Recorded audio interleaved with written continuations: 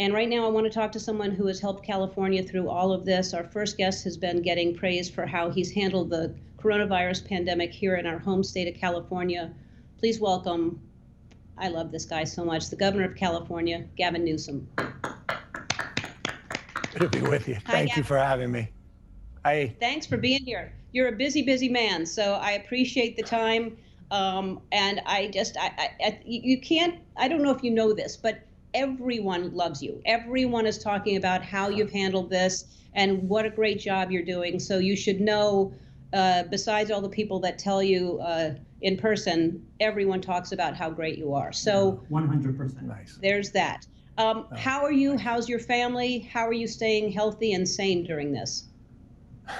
Well, first of all, thank you. That's very generous of you to say. And look, I'm humbled by this experience because the magnitude of what we still have in front of us, still trying to bend the curve here in California, address the need to potentially continue to expand our capacity to address a surge, at the same time start to process the return to some semblance of normalcy and ultimately get our economy moving again. But personally, not dissimilar to you, it's a day-by-day thing. The challenge, of course, I have and many others have is I got 4 young kids under the age of 10. And so that's a whole nother compounding separate conversation and maybe therapy session that we could segment. Yeah, we're going to appreciate, first of all, we're appreciating teachers. We're appreciating all of the first responders and nurses and doctors and I think therapists. I think those are the professions we're all going to really appreciate at the end of this. So you were one of our first governors to ask for the stay-at-home order. And is that something that was difficult for you? Because you did that really early on. I mean, difficult because you don't know how it'll be socialized. You don't know how people respond to it. Certainly people felt it was too much, too soon, too fast. But I think ultimately it's helped advance our efforts to significantly, as I said, bend this curve. And what I mean by that is nothing more than this. We had models showing a massive increase in the total number of infections, but because of 40 million Californians taking these directives very, very seriously, staying at home and practicing physical distancing when they went about their essential work or going grocery shopping or getting medical supplies, we have substantially impacted that curve and put ourselves in a position where just today, Ellen, I was able to put out a framework to begin the process of considering a strategy to pull back from the stay-at-home order. We're not there yet. We're weeks away, but at least now we have a framework that shows a little bit of light at the end of this tunnel. Wow. So you feel we're weeks away from I mean, I'm sure you don't mean, open the doors and everybody runs out to, to big places, but you think we're weeks away to acclimating like that? We're weeks away from going into a new strategy and a new reality, but it's predicated on people continuing to stay the course, continuing to practice physical distancing, to stay home. What we're seeing is some good signs. Our ICU numbers actually went slightly down today, and they've been flat for the last week. Hospitalization rates are modestly growing. Our death rate was actually at the highest today, tragically, but that's a lagging indicator. If we could see those trend lines for the next few weeks and we could build capacity and build the infrastructure, then we can get into what we call a blended phase, where it's not population-based, everybody stays at home, but we demand more from individuals and we prescribe more expectations on individual behavior. So we're not out of this by any stretch of the imagination. There will be no normalcy as we knew it in the past until we have a vaccine or herd immunity, but we are processing potentially into a new phase. Yeah, I mean, that's the tricky thing is hoping that people take it seriously, where you say, yes, you can go out and you can do certain things, but if people start getting too casual about this and not, because I talked to Bill Gates the other day and he was saying that it could be June before anybody is having any sense of normalcy. And I don't even know what normalcy means. I mean, normalcy is, we're not going to be normal again for a long time. No, we're not. Not until we have herd immunity or vaccine. I mean, here's what the new normal may look like. Every establishment you go to, you've got a mask on, your temperature is taken. When you walk into that establishment, it has half the number of aisles that it used to have. If it's a restaurant or a bar, half as many seats than it used to have. Your waiter may come over with gloves. You may have a menu that's disposable.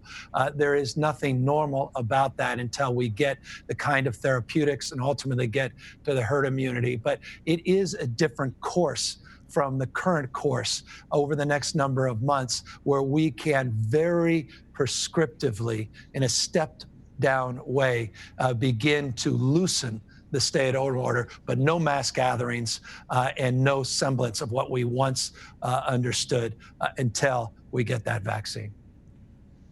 Here's my question. When you say that when you go into a restaurant or an establishment and someone takes your temperature, couldn't you be asymptomatic? Or maybe some people, like Pink, didn't have a fever and she had COVID-19. She didn't have a fever. So even though you're getting your temperature taken before you go in, it doesn't mean that you don't have it. And it just hasn't, right? So that's still risky. 100%. I mean, people are asymptomatic and can transfer the disease. And that's why we all have to assume we have it, act as if. And that's why the protective masks are for others, not just for yourself. And that's why if we do reopen and expand the definition of what an essential business is, that we're protecting everybody there. And that's also why we need to substantially expand testing in order to get to that new phase as well. So again, forgive me for at least leaning in, because I know people are very cautious about talking about moving back into this next phase. But I want folks to know, in California at least, we're able to have these conversations privately, and we're now making these conversations more publicly. You know, Governor, for Ellen and I, this is just our job. But first and foremost, we have families and we are residents of California. And I just want to say, as a resident of California, I feel like we are in such excellent hands with you. And with press conferences on the federal level, on the local level, you are the one that myself and all my fellow Californians look to. And I just think you should know that, and I appreciate it. Yeah, I'll edit that out, Andy. Keep it in, Ellen. No, it's humbling. And again, it's humbling because I mean this. You know, we don't know what we don't know. And this is such a dynamic disease, and everything I'm saying in terms of that ray of sunshine and hope and optimism, that can all change dramatically. You need 2 days of different data that put a trend line and create a headline and set us back. But we're trying to be as transparent as possible. And I made this commitment, and I'll make it to you, and I made it to all of my staff. Whatever I'm telling my family, whatever I'm telling my wife and kids, I want to be able to tell you at the same time, so that we can build a relationship of trust. You may not like what I say. I may not be right all the time, but I'm trying to approximate the closest, at least I can, to getting this thing right. Well, you're doing a great job. And as I already said everything you said, Andy. So anyway, we're going to take a all right, we're going to take a break. More with Gavin Newsom after this. I know a lot of what you're doing, but explain what California is doing to help all the families in need right now. It's a lot. We're trying to do everything we can to address the following. That is 2.7 million people in the last 32 days have filed for unemployment insurance. It's just simply unprecedented in our lifetime. And we're doing everything to try to get those unemployment insurance checks out as quickly as possible. We are actually doing more than we've ever done to start supplying our food banks and to provide more resources to our frontline employees that need it. We're doing more on check-ins. I'll tell you, Ellen, one of the areas that make me most concerned is our foster kids, children that are under state and county protective services, to make sure we're doing more check-ins and that we're extending a hand to them. So across the panoply, but I will say beyond that, people like yourselves, and I'm not just saying this, what you just announced, what Leo just announced, it's ennobling. it's enlivening. I've never in my life experienced more people stepping up and stepping in to help others in need. It absolutely is inspiring. And that sense of community, that sense of commonwealth, that sense of dignity as an expression of support for someone in need really gives me great hope about not only our capacity to work through this pandemic, but even beyond. Yeah, yeah, I feel that is the silver lining, if there is one. It's that you see a lot of people stepping up and helping out. Another thing that is incredible here in California, there's shortages of PPEs everywhere, but somehow you found that you have masks and ventilators, and you got a handle on that pretty quickly. How did you do that? Well, we had a lot of setbacks, and it was fits and starts, and it was one-offs, 100,000 masks here, 1 million masks there. By the way, 1 million masks may sound like a lot, but we have already distributed 42.1 million N95 masks.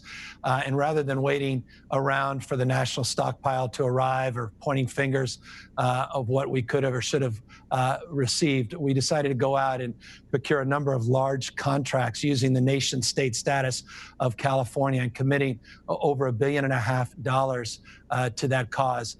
We haven't yet seen the benefit of those efforts. We're expecting within a few weeks to start seeing those first flights, those first deliveries. I'm not holding my breath. We have backups to that backup, but it is an effort at California to do something at scale that it can address not only the short-term needs, but provide the resources so that we can meet this moment through the summer and into the early part of next year. You were talking about that you have a plan to slowly acclimate for us to get back to some sense of normalcy. The president is basically saying he's going to decide when this is happening, if it's going to happen May 1st and Governor Cuomo is saying that he'll decide when. And I guess I'm hearing you're going to say the same thing, that you'll decide when you think it's right for your state. Yeah, and so we put out a framework, but we have to meet the conditions that we set forth. And so rather than putting a deadline, we put out a strategy and a plan. And if within the 6 categories we laid out, which was testing, tracking, tracing, isolation, quarantine, areas of focus on most vulnerable populations, seniors and the homeless, addressing the hospital surge needs, and then addressing framework that I just advanced with you a moment ago around what businesses may look like and how that radically is different than how we know it today. Once those criteria are met, then that's the date that we start to pull back slowly and strategically our stay-at-home orders. That sounds like a good plan. So the stay-at-home orders, when they're lifted, can people do things? I don't understand this question. What can people do what can we do to help things get back to normal? How can we make it quicker? Oh, thanks, Andy. Okay. Andy, thank you for the question. And let me be as specific as I can. Continue to do what you've done. People have really met this moment in incredible ways in the state of California. It's the sum total of millions and millions of individual actions that have allowed us to bend the curve. It's people staying at home, watching Ellen, people only doing essential business, grocery shopping, practicing physical distancing, wearing face coverings if they can't in those grocery stores, not congregating and overwhelming our beaches, parks, and playgrounds.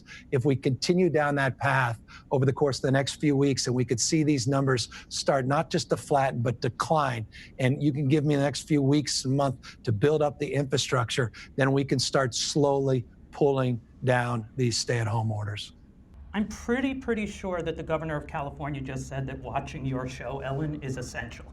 Yeah, we're going to use that as a promo for sure. Don't you think we're not going to use that as a promo? Boy, we're going to milk that. Yeah. Stay home and watch Ellen. That's the way that we get over this virus. Pretty essential. That's it. Yeah. That's right. And the day drinking, we'll leave that aside. Yeah. I'm not advising them, but I am enabling them. You are. All right. Thank you so much for being an amazing leader. I know personally that you You have led the way on. You've been ahead of everybody on marriage equality, on this pandemic. You are always ahead of everybody else. So I am very grateful for all that you do. Thank you so much.